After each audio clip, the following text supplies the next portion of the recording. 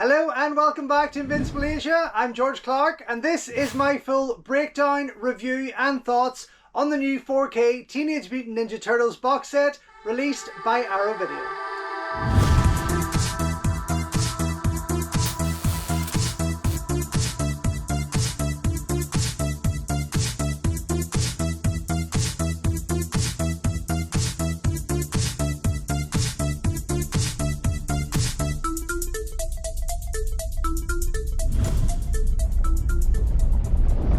Don't forget folks, before we go any further, if you haven't already, please subscribe to the channel, like the video, ring the bell and all that jibber jabber, and thank you very much for supporting Invincible Asia.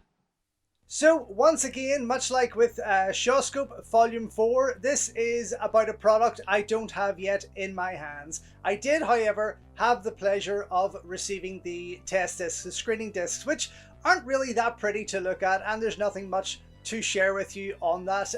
But I did go through all three films and every extra feature on there of these incredible movies just to share with you and kind of get you excited about perhaps getting your pre-orders in, because this is something you really don't want to miss if you're of a certain generation, of course. Now, yes, as a kid, I loved these movies. They were so much fun, but as I got a wee bit older, kind of hit adulthood, and I went back to, say, my video or even real low quality DVDs, they didn't really do a lot for me, and they kind of just looked really cheap in their presentation.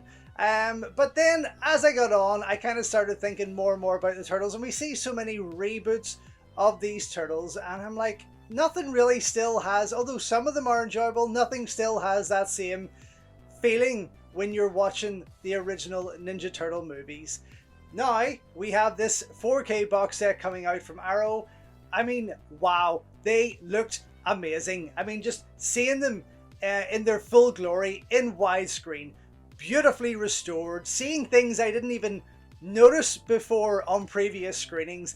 I mean, even down to the texture in the Turtles' suits, which was pretty cool to see. But for me, the color, the definition, the sounds, everything about these movies was so almost like fresh, almost like seeing them for the first time again, and I absolutely loved it. One of the big things for me, and even seeing it as a kid, was knowing that Raymond Chow and Golden Harvest were behind it all. Seeing that big golden G at the start of any movie always excited me back then, and it still does today. The first film was handled by prolific television and music video director Steve Barron, although this would have been one of his earlier featurettes. He would later direct Coneheads, but has pretty much continued with TV series and music videos since. This would also be the only film of the trilogy where Judith Hoag stars as April O'Neil, James Sato as Shredder, and you'll also catch a young Sam Rockwell as one of the street gang thugs in his first film role, which again I'd never noticed until now. Actually, you'll also catch, if you look hard enough, a young Skeet Ulrich and Scott Wolf in there too. Toshishiro Obata, who appeared with Richard Norton in The Sword of Bushido, as well as him and Cynthia Rothrock in China O'Brien 2 and Rage of Honor, also appears as Shredder's right-hand man. He also appeared in movies like Showdown in Little Tokyo, Rising Sun, The Shadow, and Christopher Lambert's awesome ninja flick, The Hunted. Now, Pat Johnson, who you would catch in films like Enter the Dragon, Good Guys Wear Black, Battle Creek Brawl, and as the referee in all three original Karate Kid movies, handles the fight action here. But he is aided by Hong Kong actor-choreographer Bill Lu Tak-wai, who has worked with Donnie Yen in films such as Tiger Cage 2, Satan Returns, and Legend of the Wolf, as well as other films like Tiger on the Beat, Skinny Tiger, Fatty Dragon, Satanic Crystals, and The Barefooted Kid. But you also have the action talents of the very cute Ernie Reyes Jr. doubling up as Donatello, the great Brandy Yun, Yun Mo, and unofficial Jackie Chan stunt team member Alex Yip Choi Nam lending their talents. Of course, the first film is undoubtedly the best of the series. Dark and moody, some great action scenes, and a strong use of weaponry from the Turtles. But unfortunately then, that violence was toned down for part 2, where we saw less weapons work, and Casey Jones then replaced with a young Asian teen, again played by the kick-ass Ernie Reyes Jr. The second film would be directed by Michael Pressman, who had made a number of kind of forgetful titles throughout the 1980s in the run-up to this, and he soon fell into television directing afterwards, which he still does today. Now, while toned down a bit, Secret of the Ooze is still a lot of fun. Paige Turco takes over as April O'Neil, and popular English actor David Warner stars as the scientist who creates the ooze. Francois Choi takes over as Shredder, although big-time wrestler Kevin Nash plays Super Shredder. Then we get the addition of 2 new mutant monsters with Razor and Tokka, since the original creators didn't want Bebop and Rocksteady to appear. Well, at least we got Vanilla Ice, I suppose. Pat Johnson returns as the fight choreographer, this time along with Barbara Bernhardt, who continued on Part 3 and films like Mortal Kombat, Batman and Robin, and Punisher Warzone.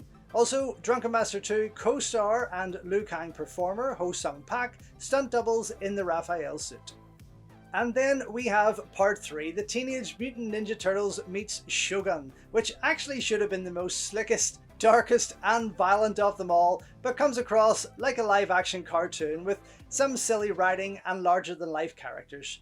Oh yeah, and Casey Jones makes his return, but is held back from any action. It's a film that's never really been loved, but it definitely has something, and this has been the most fun I've ever had watching it. The film was written and directed by TV director Stuart Gillard, and it shows. Although it was given a lower budget because Golden Harvest felt that it was kind of running out of steam, perhaps a more experienced film director could have done something stronger with it. Now, as mentioned, Elias Koteas comes back to play Casey Jones, but he also doubles up roles as a prisoner called Wit in feudal Japan. Paige Turco is back as April O'Neil, and Corey Feldman returns as the voice of Donatello. Now, while Jim Henson's Creature Effects Workshop handled the practical stuff in the first 2 films, All Effects Company takes over here, and it's kind of noticeable. The turtles did look a little different to some degree. On a good note, the film does offer quite a bit of fun fight action, mostly all set in feudal Japan, of course. Pat Johnson returns as the fight choreographer once again, with Barbara Bernhardt, as does Ho Sung Pak, who stunt doubles Raphael in the suit, and the great Bruce Lee also pops up in there too. I mean, it's a film that should have been awesome considering its setting, and its opening 60 seconds is still without a doubt one of my favourite shots from any Turtles movie. Regardless though, this is all about the new 4K restorations, and they are absolutely, totally worth it. Now, in terms of extra features, this is where this new collection really stands out. Fans can rejoice with an all-new Perfect Pound collector's book delivered in the style of a Roy's Pizza menu, as well as a Roy's Pizza loyalty card. There's a cool double-sided fold-out poster which features the original artwork and the map of the Kappa realm on the other side, along with 2 additional double-sided posters featuring new and original artwork.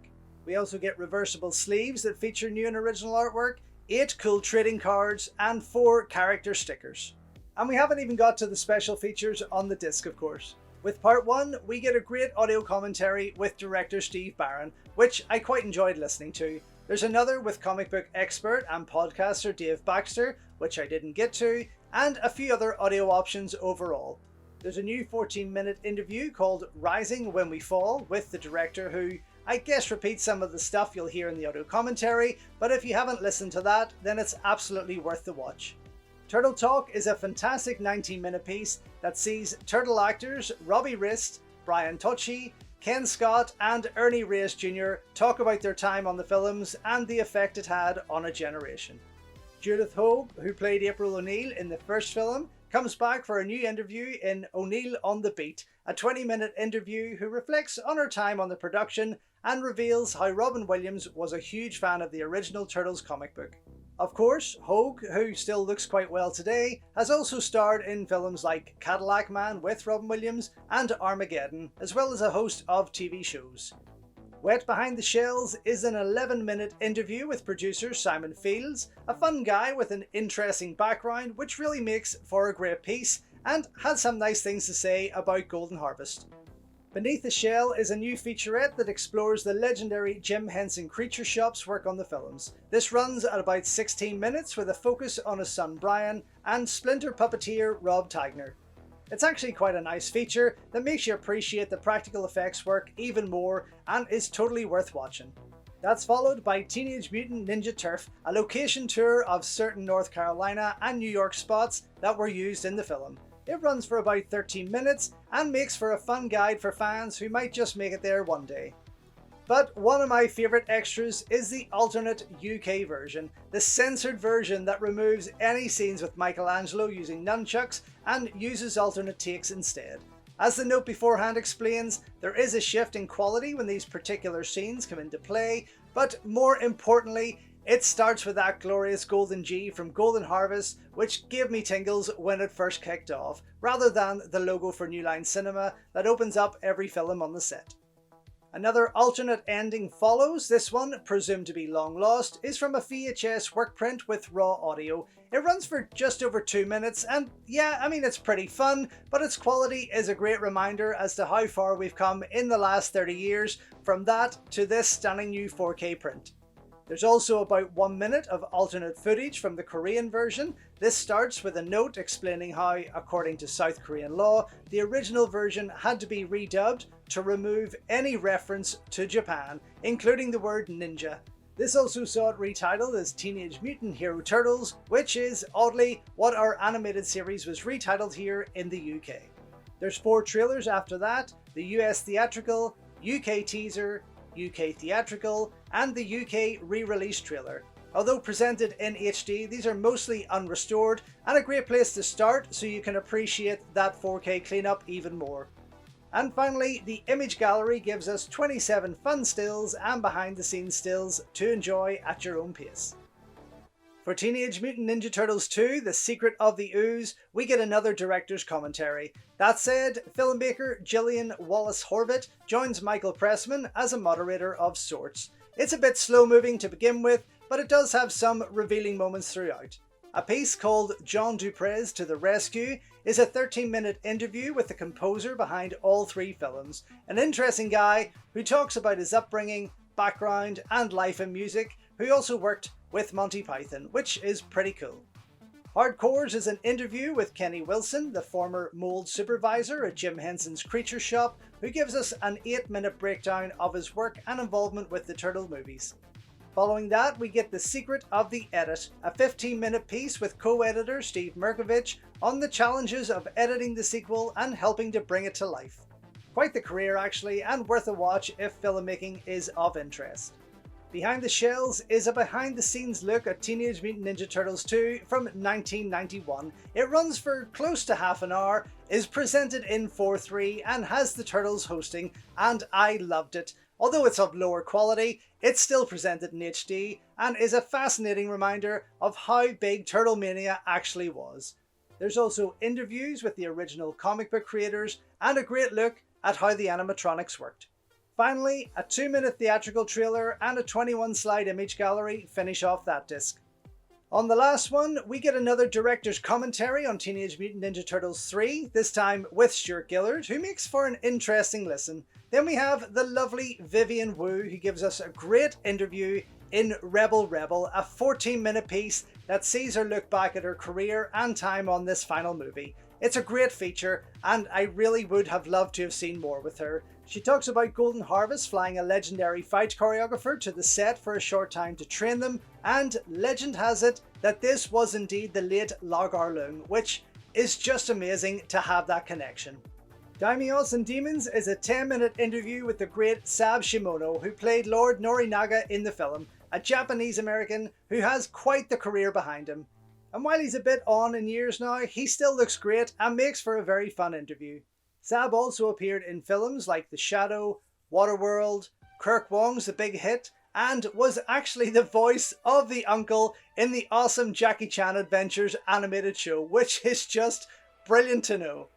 We get an alternate UK opening, once again removing any use of the nunchucks, this one running for about 2 minutes, presented in 4:3 SD quality, and is just ridiculous to think of the lengths these fucking censors went to. We all made nunchucks as kids out of brush poles, rope and screws, so their effort was hardly worth it.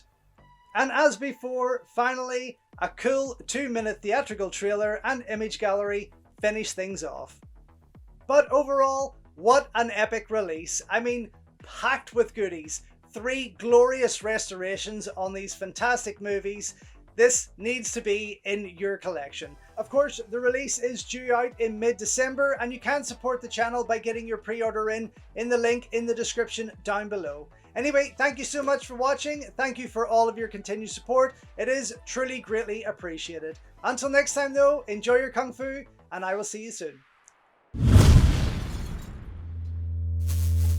So thank you once again for watching another video here on Invincible Asia. Don't forget you can check out hundreds of others here on the channel.